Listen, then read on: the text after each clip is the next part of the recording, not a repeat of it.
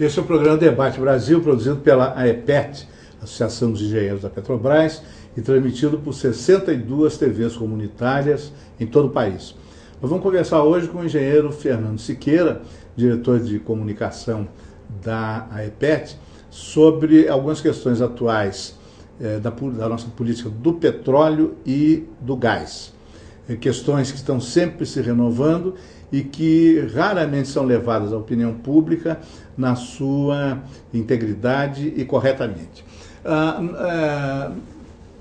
Esteve aqui, Fernando, recentemente, talvez apenas para dar uma entrevista à revista Veja, o autor famoso de um livro chamado Petróleo, que foi publicado há 10 ou 15 anos, foi depois da Primeira Guerra do Golfo, Daniel Yergin.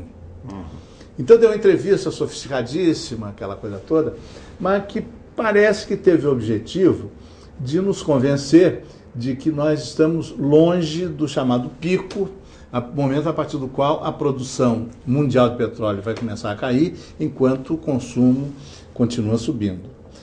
Por que foi necessário ele vir aqui dar essa entrevista?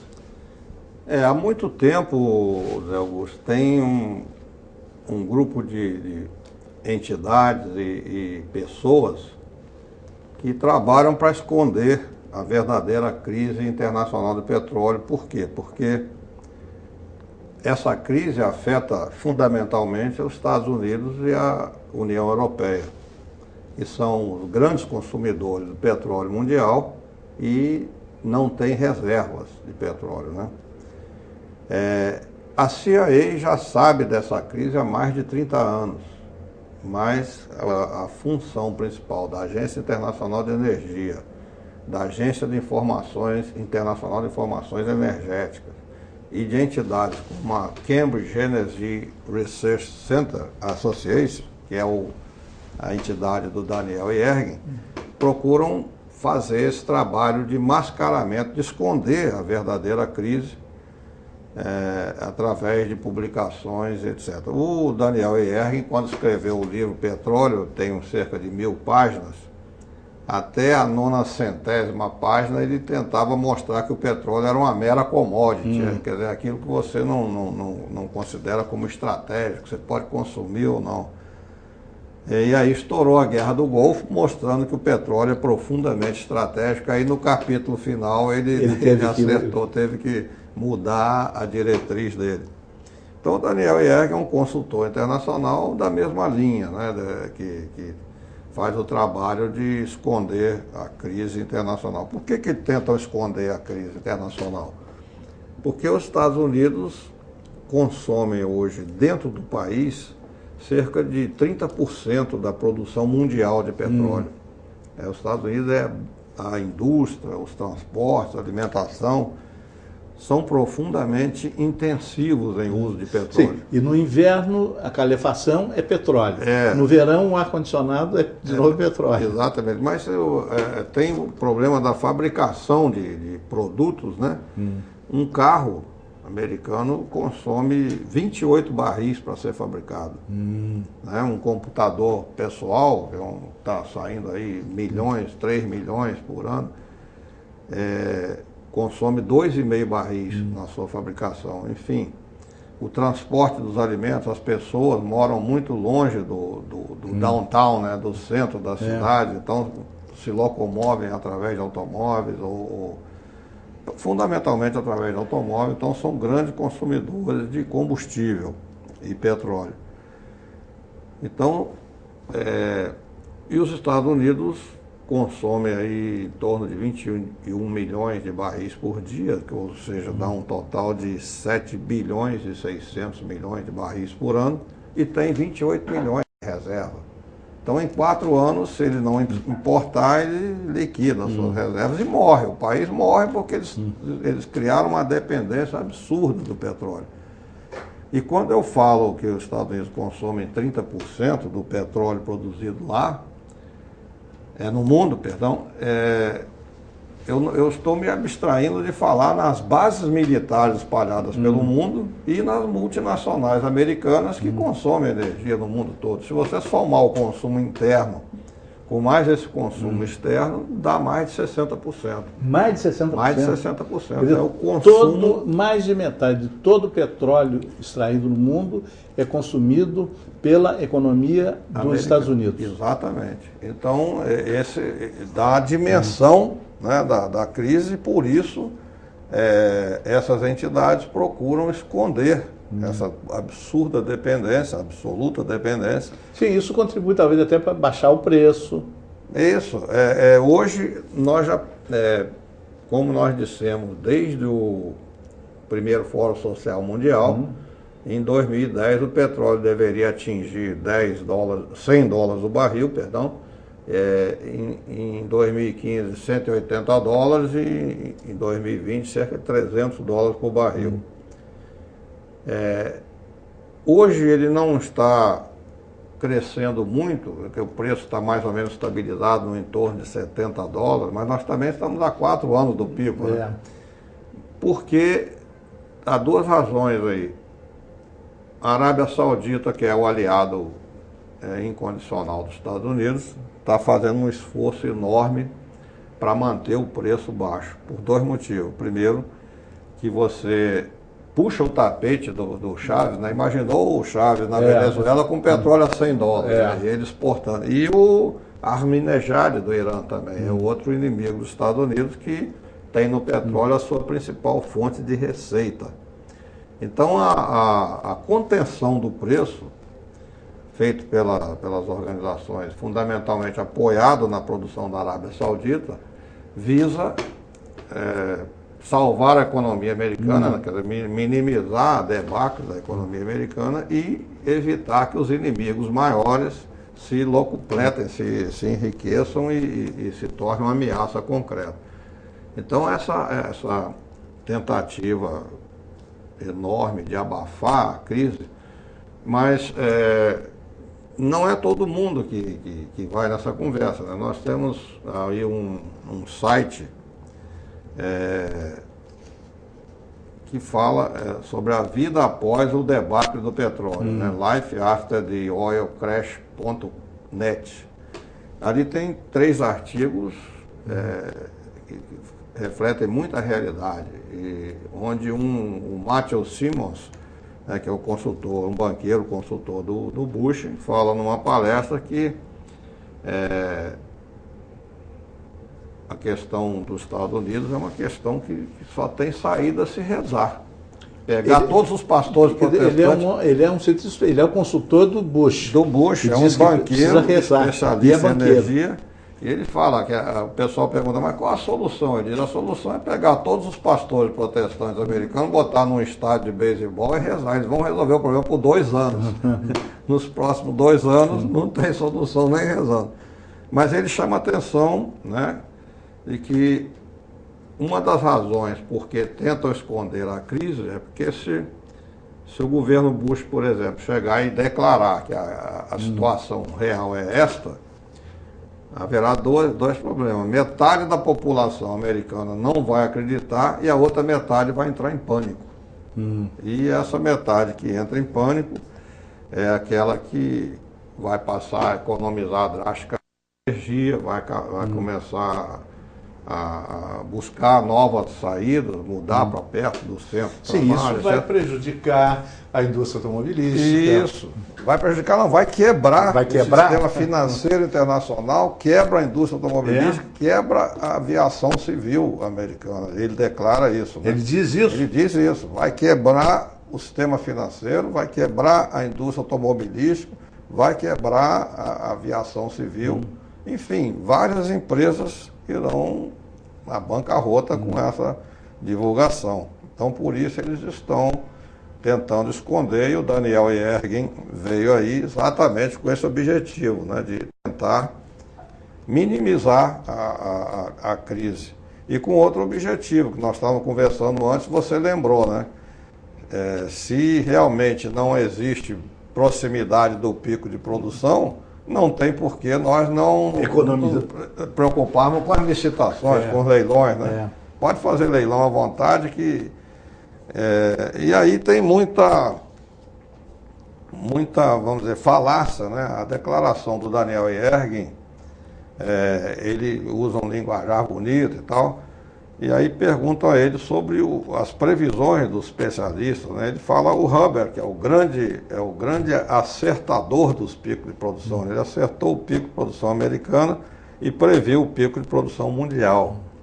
E o Daniel Yergin tenta usar o argumento seguinte: na época do Hubbert não tinha a tecnologia que tem hoje. Portanto, ele não está, vamos dizer assim, correto, porque a tecnologia evoluiu, etc. Só que a tecnologia não fabrica petróleo. Os especialistas que hoje apoiam o Hubbert, eles são muitos, né? O Colin Campbell, um geólogo experimentadíssimo, o Jean Larreyre, do Instituto Francês de Petróleo, é outro.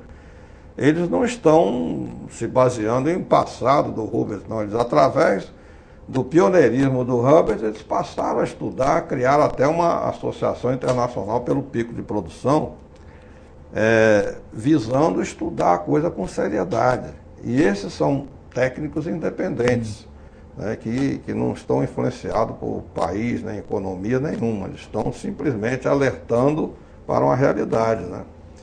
E eles mostram o seguinte, que as grandes possíveis reservas já foram descobertas, porque se investiu muito na pesquisa, né, principalmente depois. Então, quando se fala em tecnologia, não é para descobrir petróleo novo. É para produzir o petróleo... Para explorar o que fica no fundo da jazida. Exatamente. Então...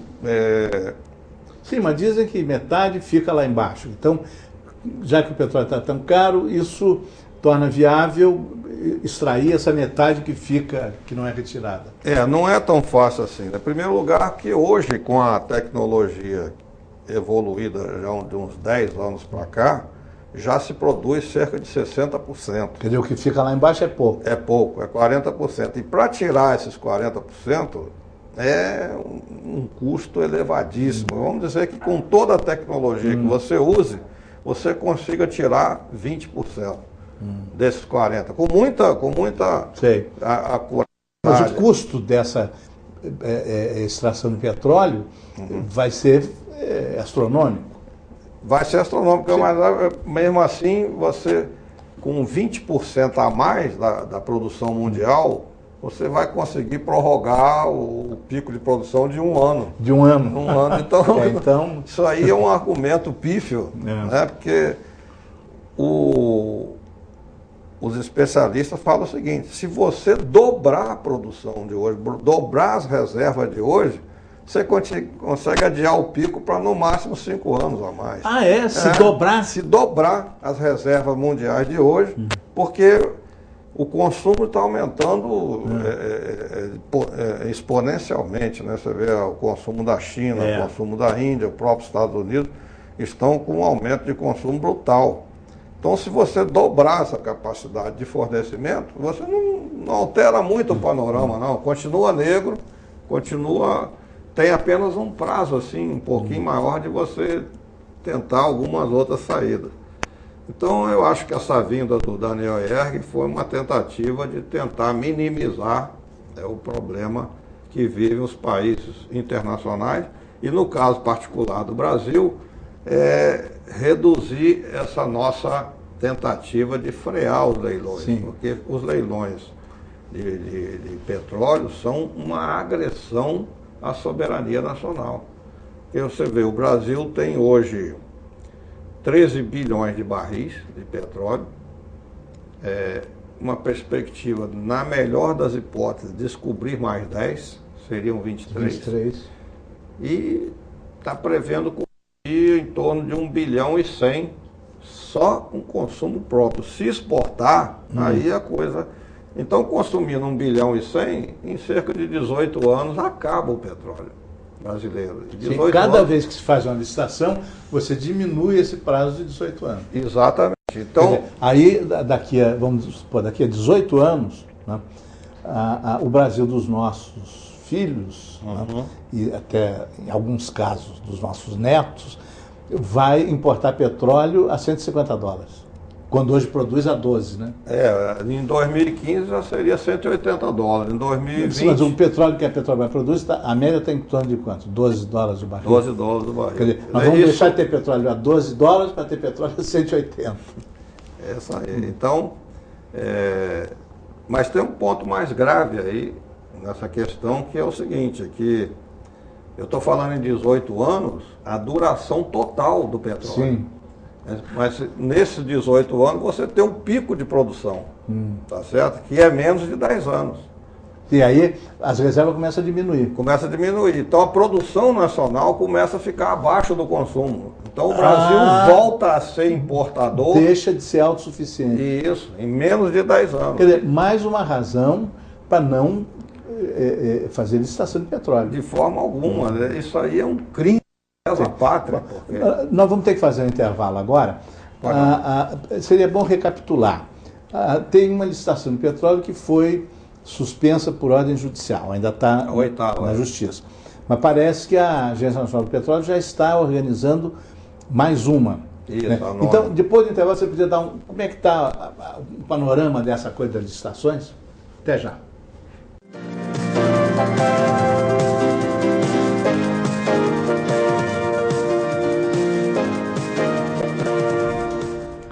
O Debate Brasil está sorteando livros entre seus telespectadores. Se você está assistindo ao programa de hoje, pode concorrer ao sorteio deste livro, Nem Todo o Petróleo é Nosso, do brigadeiro Sérgio Ferola e do engenheiro Paulo Metri.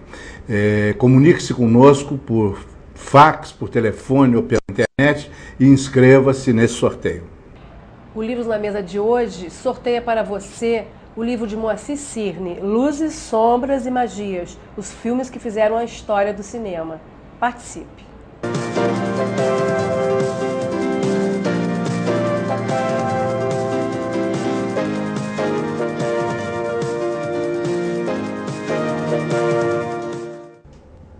Este é o programa Debate Brasil, produzido pela AEPET, Associação dos Engenheiros da Petrobras, e transmitido por 62 TVs comunitárias em todo o país.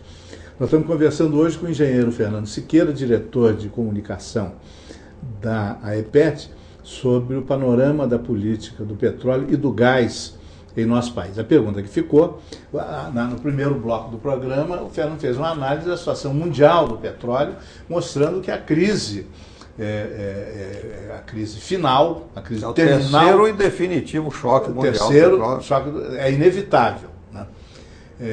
Apesar de muita conversa fiada sobre avanços tecnológicos, novas descobertas e coisa e tal. Então, no Brasil, há uma licitação que foi suspensa por ordem judicial e que ainda está sob júdice, mas o governo já prepara, a ANP já prepara uma nona licitação. Como é que está essa coisa toda?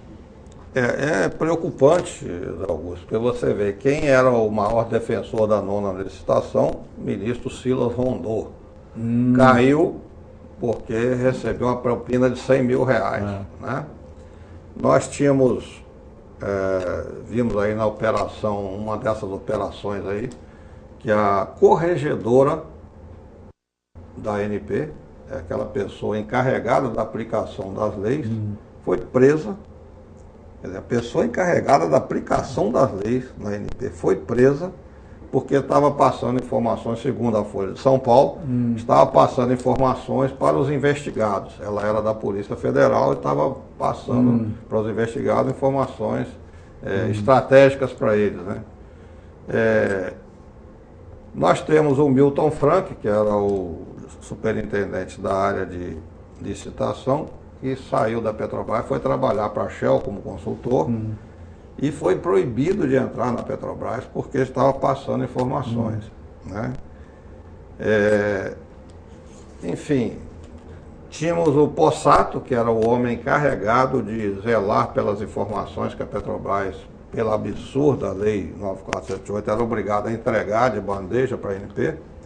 O Possato processou essas informações, pediu demissão e montou a empresa para vender dados para as empresas estrangeiras. Quer dizer, você pega um dado que a Petrobras levou 50 anos, passa de graça para a ANP, o chefe do banco de dados pega esses dados e vai vender, sai para ser vendedor de dados para os leilões. Então, eu estou só mostrando o grau de comprometimento, né, das pessoas envolvidas com o setor petróleo. Então a ideia, lembro que a ANP foi criada pelo Fernando Henrique e foi presidida pelo Davi Zilberstein, né, o homem que privatizou as empresas energéticas de São Paulo por preço de custo.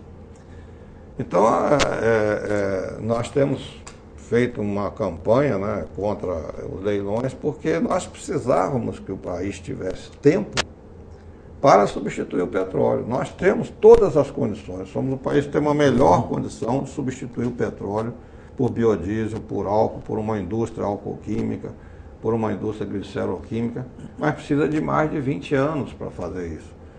E quanto mais a gente abrir mão do nosso petróleo para empresas estrangeiras, mais tempo, ou melhor, menos tempo a gente vai ter para criar o substituto do petróleo. Sim, não só para criar o substituto do petróleo, para sobreviver com o petróleo produzido pela Petrobras a $12 o barril. Isso, exatamente. Porque se cair a produção da Petrobras, já tem que importar quanto a 70, né?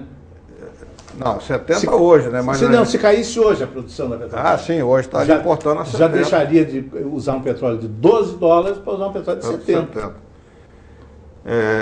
Esse $12, inclusive, um questionamento que a EPET fez na última Assembleia Geral Ordinária, esse $12 subiu muito pela estrutura montada aí na questão petróleo. Nós temos uma desconfiança desses custos subiram de forma muito estranha, mas de qualquer maneira, que seja $20, sim, ainda é muito mais negócio do que você chegar em 2015 e importar 180. Então nós tínhamos que estar hoje fazendo um esquema de conservação de energia, o problema de poupar o nosso petróleo, para estendê-lo num prazo mínimo de 25 anos, para poder criar substituto. E se nós, como eu falei, a autossuficiência daqui a 10 anos nós vamos perder, inexoravelmente, e exatamente quando o petróleo vai estar na faixa de $180. Imagina o que é isso para a economia brasileira. Então, nós temos aí uma campanha enorme, gostaríamos que a opinião pública nos aprovasse. Recentemente, nós apresentamos isso para o secretariado do prefeito César Maia, independente de partido, né? EPET é suprapartidário, eu acho que a questão nacional é suprapartidária. Tivemos um bom discurso do deputado Ayrton Xerez na Câmara, apoiando essa nossa. Temos feito essa cruzada pelo Brasil inteiro, nas universidades, onde quer que nos convide, a gente vai mostrar a nossa preocupação com essa questão. E recentemente, né, a gente teve um outro embate aí, é a questão da lei do gás. Você vê que o estardalhaço que fizeram contra o Evo Morales, que defendendo a sua soberania, quer dizer, defendendo um dos últimos recursos minerais que tem, o Evo Morales procurou salvar a sua indústria de petróleo e gás, fazendo uma nacionalização, porque ele estava exportando o gás e ganhando 18%. Então o Evo Morales quer ganhar pelo menos 80% e tem com toda razão. O Brasil devia fazer o mesmo, não devia nem exportar. Né?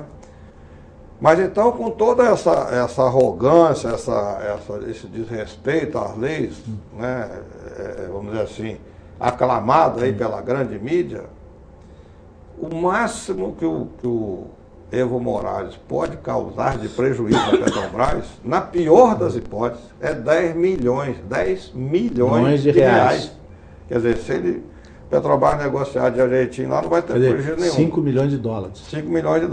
Agora, um projeto da lei do gás do senador Tourinho, que está lá no Congresso sendo discutido, era o projeto PL 226, agora é 334, está sendo hoje apresentado um substitutivo lá do João Maia, que esperamos que melhore, mas o projeto Tourinho passou no Senado sem ir ao plenário. Aquela tal, a votação terminativa numa comissão especial. Exatamente, votação terminativa. E estava com tudo caminhando para acontecer o mesmo na Câmara. Aí houve uma reação aí da diretoria de gás da Petrobras. O Hildo, isoladamente, fez uma campanha. O professor Hildo Sauer. Isso, Hildo Sauer. Por isso foi muito ameaçado de ser demitido. Então, estamos conseguindo anexar um outro projeto de lei do Luciano Zica, e tem um outro projeto do governo também, tão ruim quanto o do Tourinho, mas, em resumo, se esse projeto Tourinho passasse na Câmara como passou no Senado, o prejuízo da Petrobras e do país, consequentemente, seria 10 bilhões de dólares. 10 bilhões? 10 bilhões de dólares, porque é um confisco inconstitucional, claro, você está desrespeitando bens privados, né? Então seria um confisco de todos os gasodutos da Petrobras para entregar a ANP, com essa pleiade de pessoas que eu mencionei ainda há pouco, para a ANP licitar para quem quisesse. A Petrobras construiu esses gasodutos, pagou por eles. Pagou por eles. Aí entrega sem indenização? Sem indenização nenhuma. Confisca, porque pela lei, os gasodutos que tiverem mais de 8 anos... Isso não é um precedente perigoso? Isso é um precedente, isso é uma inconstitucionalidade. Então, se amanhã resolverem, por exemplo, expropriar, vamos dizer, a Rede Globo de televisão, sem indenizar, vai poder? Vai, qualquer coisa passa. Agora, claro que a Rede Globo tem uma reação, né? A Petrobras não tem essa mesma reação na imprensa, porque não nos dão espaço. A grande mídia não nos dá espaço para defendermos essa questão. Então, se for a Rede Globo, você vê o estardalhaço que fizeram na Venezuela com a RCTV, que o Hugo Chávez não fez nada mais do que uma legalidade. Terminou uma concessão, a empresa não estava se conduzindo bem, foi retirada, como alguns artigos aí mostram que 141 empresas de concessão não foram renovadas nos Estados Unidos, na Inglaterra, né? Então eu acho até que, de uma certa forma, sem querer entrar muito no mérito, mas acho que o Chávez foi democrático, porque essa empresa o derrubou no passado e conclamava os estudantes: venham para a rua derrubar esse presidente ladrão. Quer dizer, era um desrespeito que se ele tinha pretexto, se ele reunisse todas as subversões informativas que a empresa tem. Nós temos um projeto já aprovado no Senado, correndo o risco de ser aprovado na Câmara, que vai tomar da Petrobras um patrimônio de 10 bilhões de dólares. Isso. Sem indenizar. Sem indenizar. Então é esse prejuízo que esse projeto está conduzindo a empresa. E você não vê ninguém na imprensa, mesmo que a gente mande carta, mesmo que a gente faça diversos informativos, não tem nenhuma repercussão na mídia. Por quê? Porque é pressão das empresas estrangeiras querendo usar os gasodutos sem ter investido nada. Então, isso inclusive, o diretor Hildo fez um trabalho para os parlamentares, ele dizendo o seguinte, que é um contra-incentivo ao investimento. Porque o projeto diz que quem tiver gasoduto com 8 anos tem que entregar para a ANP. Ora, se você tem uma empresa estrangeira que quer investir num gasoduto, um campo dura aí 20 anos, 25 anos. No 8º ano ela tem que entregar. Então quem é que vai ter incentivo de fazer um investimento sabendo que daqui a 8 anos vai ser confiscado? Quer dizer, esse projeto vale para o passado, para o presente e para o futuro. Para o futuro. No presente, ele só afeta a Petrobras, porque quem tem gasoduto construído é a Petrobras. Então é um projeto específico para a Petrobras. Certamente, quando as empresas estrangeiras tiverem construído seus gasodutos, elas vão derrubar essa lei. Sim. Não tenha dúvida. Então é uma lei feita para denegrir o patrimônio da Petrobras. Então nós estamos fazendo aí uma campanha grande. Hoje tem 2 representantes nossos, o Maranhão e o Paulo Metri, lá em Brasília, para ver o relatório do João Maia. E o mais importante que deve ser dito é o seguinte: dos 15 membros da comissão que está analisando o projeto, 12 são da base governista. Então, se esse projeto passar de uma forma ruim, como a gente está receando... Quer dizer, a base governista não está acompanhando a luta do professor Hildo Sauer. Não está. Não está. Até porque uma das desculpas que nós tivemos lá quando falamos com alguns parlamentares, nós conversamos com os 15, né? Teve o Arnaldo Madeira, que é o do PSDB, a gente falou com independente de partido. Falou, mas o governo não, a gente não entende o governo não está em consonância, porque vem o ministro Silas Rondô, defende o projeto. Vem o Hildo Salva, ataca o projeto. E, eventualmente, o Gabriele também, presidente da Petrobras, vem aqui e ataca o projeto. Então, tomara que ataque. Eu falei, mas eles têm mais que atacar. Mas o governo precisa se entender. Como é que a gente vai votar se a gente não sabe qual é a linha que é melhor para o interesse nacional? O presidente da Petrobras defende, o diretor da Petrobras defende, o ministro, que é superior a eles, vem e diz que o projeto é bom. Quer dizer, o presidente da Petrobras e o Hildo defendem contra. Aí vem o Silas Rondô, que é o ministro das Minas, superior a ele. Era. Não, pois na época que eu falei com eles, era. Então o ministro Silas Rondô vem aqui e defende o projeto. Como é que a gente faz para votar? Eu falei, olha, vocês precisam se informar da gravidade que representa esse projeto, não só para a Petrobras, para o país, mas também para a indústria em geral. Quer dizer, todos os possíveis investidores, a própria Petrobras, que pretende investir 42 bilhões em dutos, vai repensar. Claro. E aí vai deixar de gerar emprego, vai criar mais consumo, porque o gasoduto é um transporte mais barato, o duto, tanto para petróleo como para gás, é o modal mais barato. Então você vai encarecer o transporte, vai deixar de haver investimento, gerar emprego na indústria, em todos os lugares. Porque um gasoduto você usa tubos que são fabricados pela indústria nacional, a instalação dos tubos, a operação desses tubos. Então, na medida que você sabe que vai investir daqui a 8 anos, vai perder esse patrimônio sem indenização, quem que vai querer investir? Agora, é uma coisa tão absurda, né, que não dá nem para imaginar quais são os argumentos usados pelos defensores do projeto. Eles falam que é para incentivar a indústria do gás. Quer dizer, no fundo eles querem fazer o que as empresas estrangeiras querem. Quer dizer, elas querem ganhar esses dutos sem investir nada, ganhar a concessão do gás nos leilões sem terem corrido risco nenhum e produzirem o gás, levarem o lucro, e o povo brasileiro fica lesado no seu patrimônio natural, que é o gás, né? No caso. Então, usam as conversas fiadas que isso vai incentivar investimento, vai incentivar... Sim, e essa conversa fiada já enganou o Senado, porque se um determinado número de senadores requeresse, o projeto teria que ir para o plenário, né? Teria que ir para o plenário. Deixaram passar. Na comissão. Inclusive, quando o diretor Hildo Salva foi lá no Senado, ele execrou o projeto, disse que o projeto, ele usou um termo lá que eu não me lembro, mas vamos dizer que o projeto era execrável. Aí o Rodolfo Torinho questionou, na época o Rodolfo ainda era senador. Questionou, como é que você fala que um projeto é execrável? Lá fora do plenário, no cafezinho. Ele disse, porque eu falei a verdade, e é mesmo. Aí o Hildo levou um sabão do Mercadante.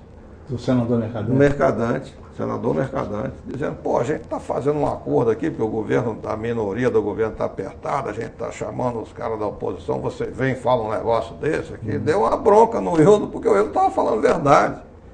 Quer dizer, mostra que o interesse maior, lá, mesmo dos governistas, ou principalmente dos governistas, não é o interesse nacional. Sim, o senador Mercadante é economista, é professor de economia. Isso. É sempre uma alternativa para ser o principal ministro da área e, evidentemente, ele está mal informado. Ou, não sei. Bom, e como é que dá para escapar dessa armadilha? Isso o nosso tempo está chegando ao fim, seria a última pergunta. Como é que dá para escapar dessa armadilha de um projeto em vez de ser votado pelos 500 e tantos deputados, seja aprovado pelos 15 membros da tal comissão? Nós estamos fazendo um trabalho lá de informações, principalmente o Ricardo Maranhão, e hoje ele está no Metro lá, eu também deveria ir, mas tem uma outra reunião. Então nós estamos fazendo um trabalho de informação, deputado das comissões, e visando principalmente a impedir que seja aprovado direto na comissão, né? Fazendo um esforço para que o projeto vá para plenário, que haja discussão ampla, né, em audiências públicas, para poder se colocar a realidade da maledicência que esse projeto pode representar para a Petrobras e para o país. Então é esse trabalho que a gente está fazendo, tentar impedir que ele passe direto na comissão. Obrigado. O programa de hoje prossegue com o nosso caderno cultural Livros na Mesa, produzido e apresentado por Suzana Vargas, da Estação das Letras. Até já.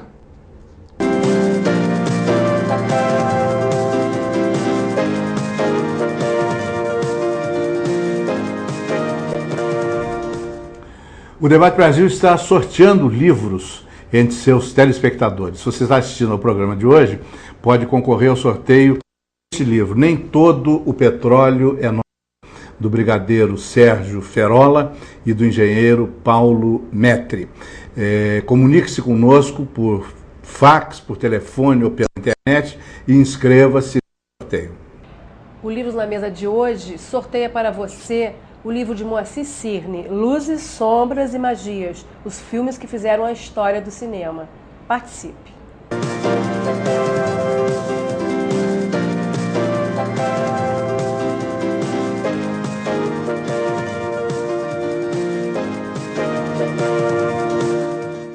Livros na Mesa de hoje conversa com Mário Pontes. Mário Pontes é jornalista, ficcionista, dramaturgo, tradutor, traduziu mais de 30 livros importantes para a literatura brasileira.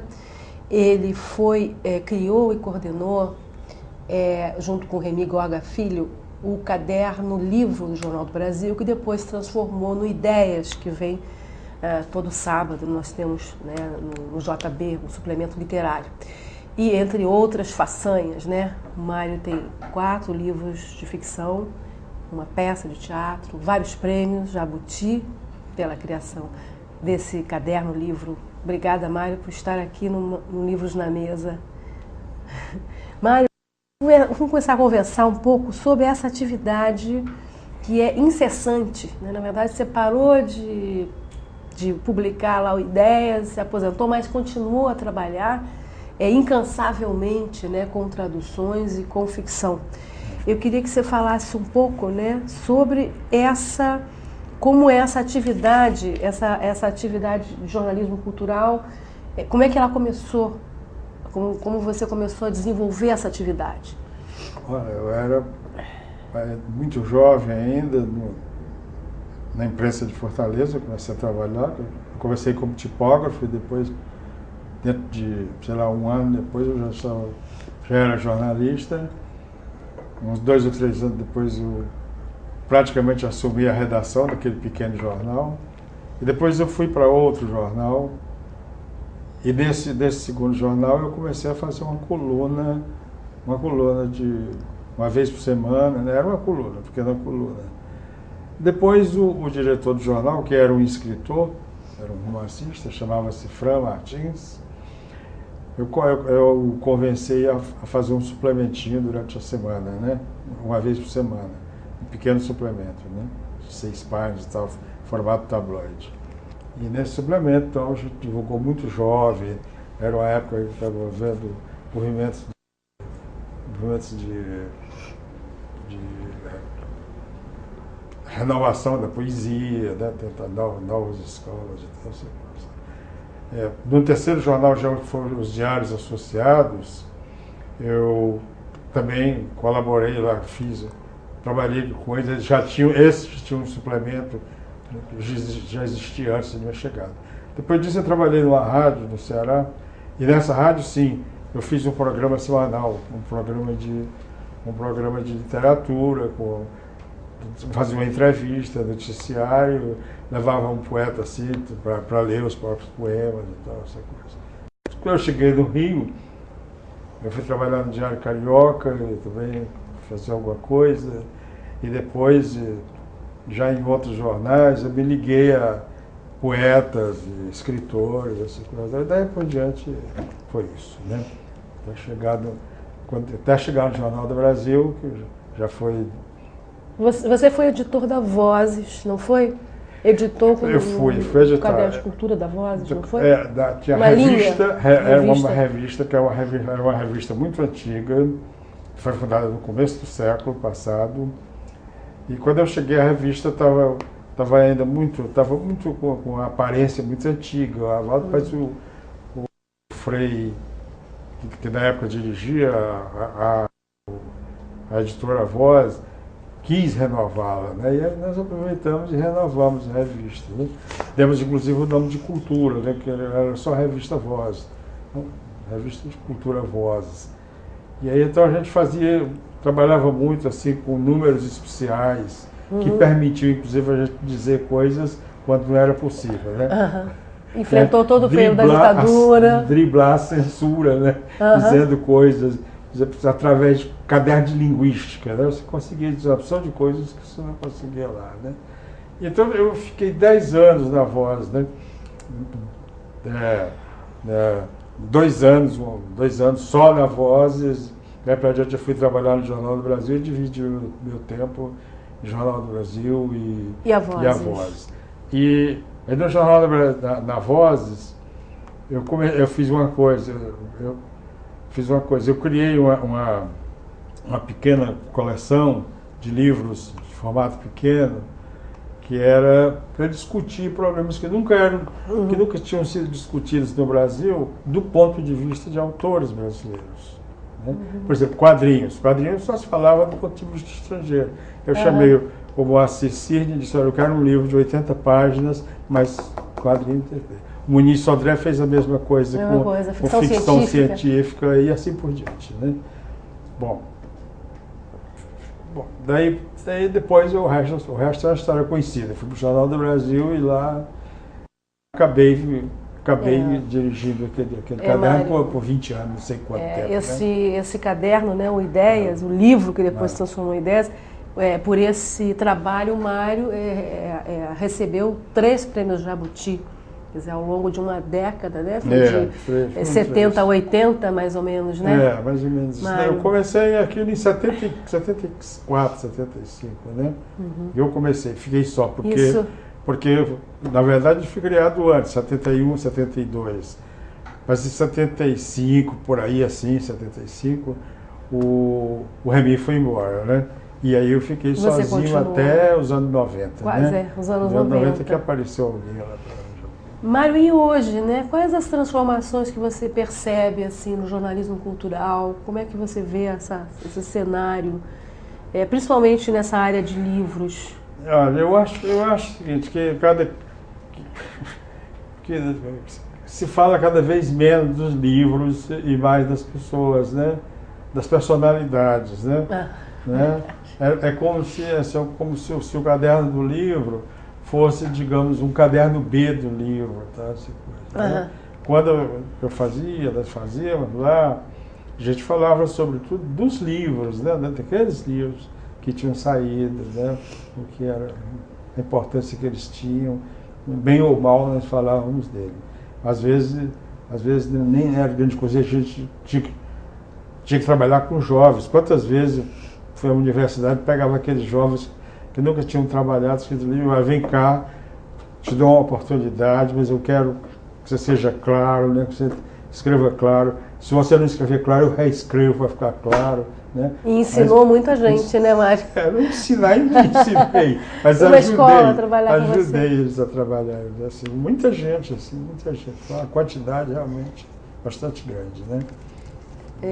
Mas uma coisa que eu te perguntar também o que você fala, fala-se mais de pessoas do que de livros, isso, né?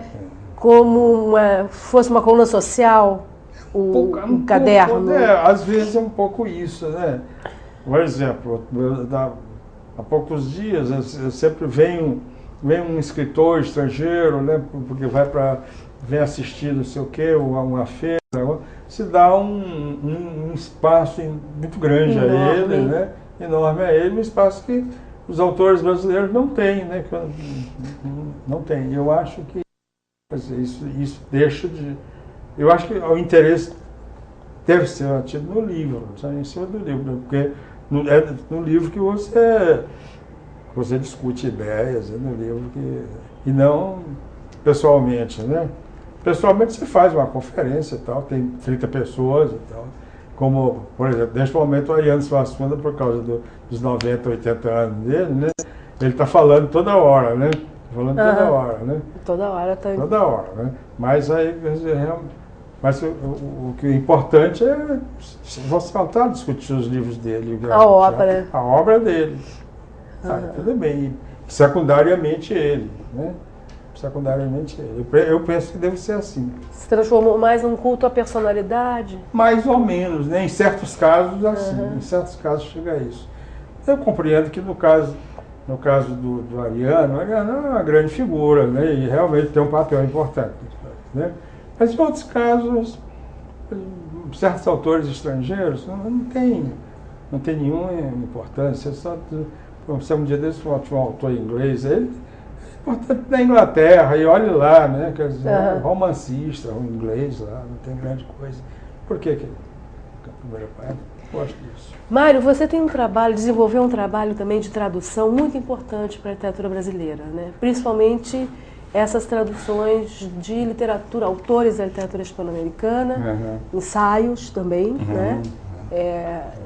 Enfim, Cortázar, Isabel Allende, né? São alguns dos autores que você traduziu para nós. Como é que você começou? O que lhe acrescentou essa...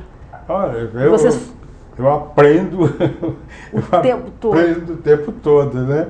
Porque eu sou autodidata, né? Então eu nunca tive, ninguém me ensinou como escrever uma frase em inglês, como traduzir uma frase de francês, né?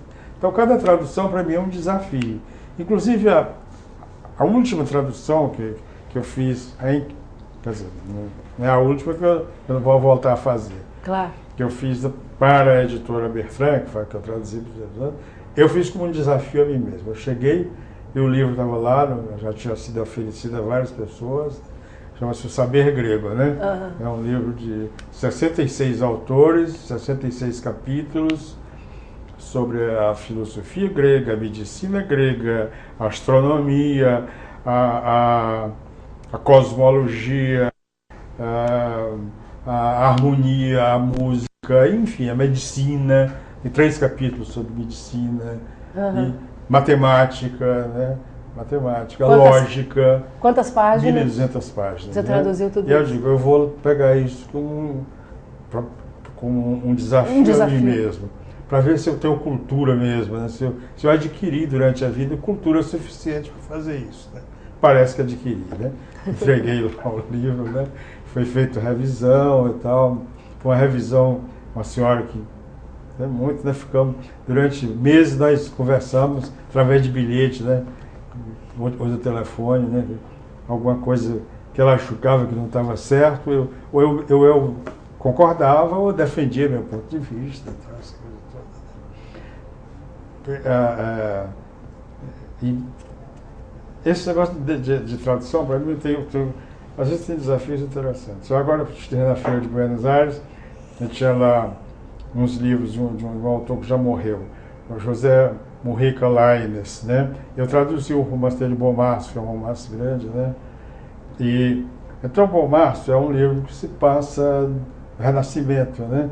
Se passa Renascimento avançando, o Sacro Império Romano se acabando, né? Se diluindo, se desfazendo, mas o livro se centra na história de uma das 10 famílias que sempre dominaram a Itália desde antes do Império Romano, né? Os Orsini, né? Então são as lutas dentro daquela família. E ilustrando tudo isso, aí vão aparecendo figuras, Miguel Ângelo, não sei o que, não sei o que, não sei o que. Há uns capítulos dedicados à coroação de Carlos V como imperador do Sacro Império Romano, em Milão. Então, para essa solenidade, vem gente de toda parte do pessoal que fazia parte do Império, né? Da Suábia, da França, da Alemanha, de toda parte. Né? Bom, e ele pôs o nome das armas e das roupas tais como eram naquela época. Né? Então, um dicionário espanhol um trabalho que inacreditável. Mário, nós já estamos nos aproximando do final do programa e eu não gostaria de encerrar a nossa entrevista sem que você fale um pouco sobre os seus livros de ficção. Né? Quer dizer, do jornalismo crítico, da tradução, até você se transformar num novelista. Né? Você tem novelas e contos, né? Inclusive um deles ganhou o Prêmio Jabuti, que é o Andante com Morte. Queria que você falasse um pouquinho do Andante com Morte. O primeiro foi este, que foi escrito numa semana, exatamente numa semana. O Andante com Morte também foi escrito, todos os meus livros foram escritos em uma semana? Esse aqui foi um pouquinho mais, 20 dias, né? Que coisa! 20 dias. São 4 novelas.